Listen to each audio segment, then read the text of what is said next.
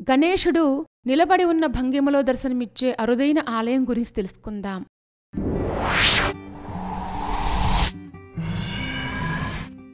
ఖడే గణేష్జీ ఆలయం. ఈ ఆలయం రాజస్థాన్లోని కోటాలో ప్రసిద్ధి చెందిన గణపతి ఆలయం. ఈ ఆలయంలో అరుదుగా వినాయకుడు నిలబడి ఉన్న భంగిమలో దర్శనమిస్తారు.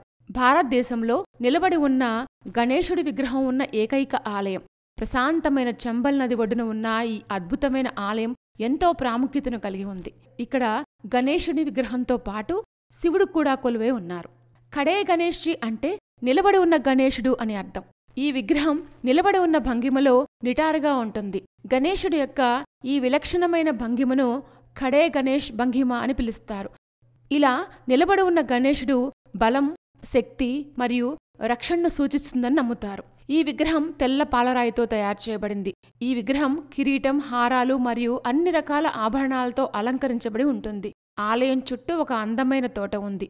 ఈ తోట అనేక రకాల వృక్షజాలానికి నిలయంగా ఉంటుంది. ఈ ఆలయం సమీపంలో ఒక చిన్న సరస్సు కూడా ఉంది.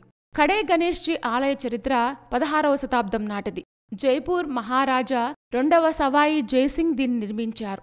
గణేశుడి పట్ల అచంచలమైన భక్తిని కలిగి ఉన్న ఈ రాజు చంబల్ నది ఒడ్డున నిలబడి ఉన్న భంగిమలో ఉన్న గణేశుడి విగ్రహాన్ని చూశారు. ముఖ్యంగా హిందూ పురాణాల్లో అసాధారణమైన లక్షణమైన నిటారుగా ఉన్న తొండం ఉన్న స్వామివారి విగ్రహం చూసి ముగ్ధుడై రాజు ఆలయాన్ని నిర్మించి విగ్రహాన్ని ఆలయంలో ప్రతిష్ఠించారనేది స్థల పురాణం. ఈ ఆలయం అందమైన వాస్తుశిల్పం మరియు క్లిష్టమైన శిల్పాలకు ప్రసిద్ధి చెందింది.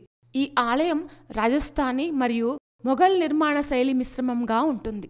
ఈ ఆలయ సముదాయంలో శివుడు, దుర్గాదేవి, హనుమంతుడు వంటి వివిధ దేవతలకు అంకితం చేయబడిన చిన్న ఆలయాలు కూడా ఉన్నాయి. ఈ గణేశుడి ఆలయం ఏడాది పొడవునా ఉదయం నుంచి సాయంత్రం వరకు అందుబాటులో ఉంటుంది. ఈ ఆలయం యొక్క ప్రత్యేకత ఏంటంటే ఈ ఆలయానికి వచ్చి స్వామిని దర్శిస్తే భక్తులు కోరుకున్న కోరికలు ఖచ్చితంగా నెరవేరుతాయనేది ఇక్కడి వారి విశ్వాసం. అందుకే వేలాది మంది భక్తులు ఇక్కడికి వస్తూ ఉంటారు.